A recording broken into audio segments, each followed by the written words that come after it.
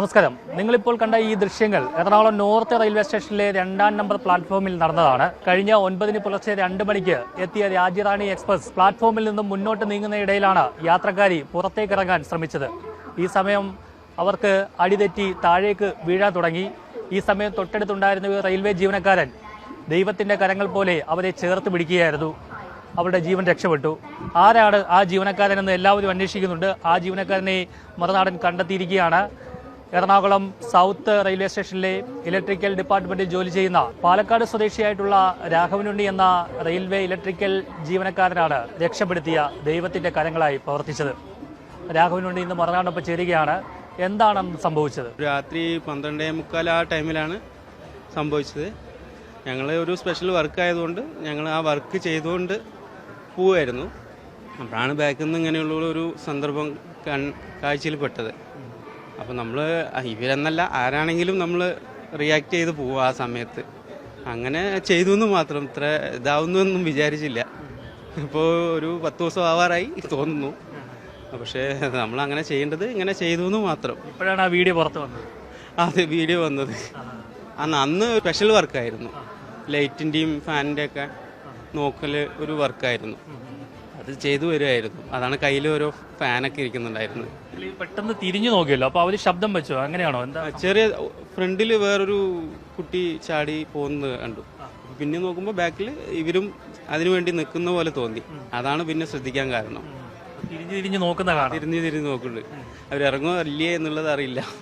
അപ്പോൾ ആദ്യം പോയവർ രക്ഷപ്പെട്ട് സ്പീഡ് കുറവായതുകൊണ്ട് മെല്ലെ വീഴാതെ പോയി.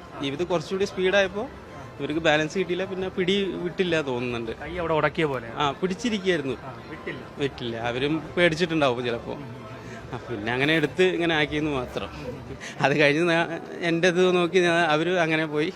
സാധാരണ പോലെ തന്നെ നടന്നപ്പോൾ നമ്മൾ ഇതിലിപ്പോൾ വലിയ ഇതൊന്നും ഇല്ല. നമ്മൾ ആരാണെങ്കിലും ചെയ്യും. റിസ്ക് ഉണ്ടാവുമായിരിക്കും നമുക്ക്. പക്ഷെ നമ്മൾ ആ സമയത്ത് അങ്ങനെ ഒന്നും ചെയ്തു പോയി. ജീവൻ രക്ഷിക്കാൻ കഴിഞ്ഞു. അതെ, നല്ല കാര്യം. അതെ. ഈ സംഭവം നടന്നതിന് ശേഷം ഇത് ആരോടെങ്കിലും പറഞ്ഞിരുന്നോ?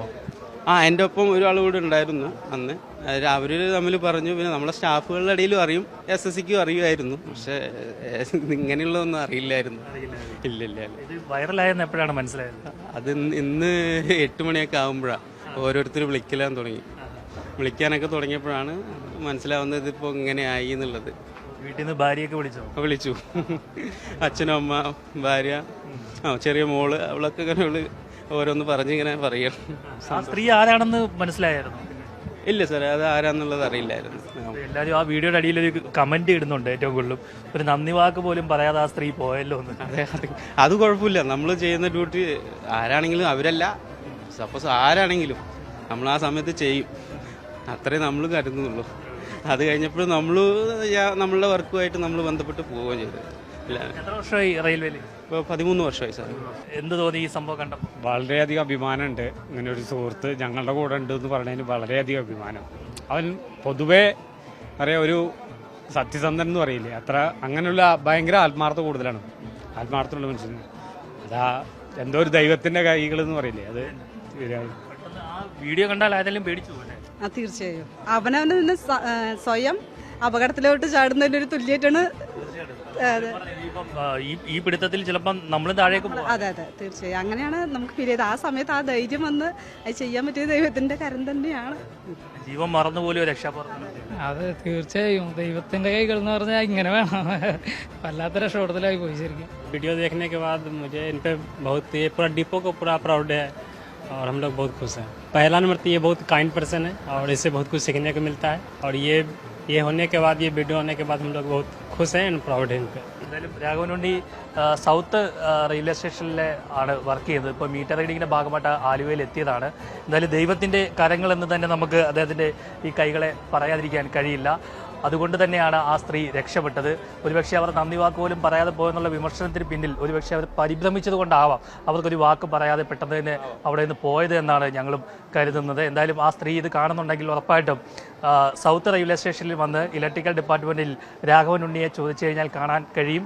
നിങ്ങൾക്ക് കാണണമെങ്കിൽ കാണാം. എന്തായാലും ഒരുപാട് സന്തോഷമുണ്ട്. ഇതുപോലെയുള്ള ഒരുപാട് പേർ റെയിൽവേയിലുണ്ട്.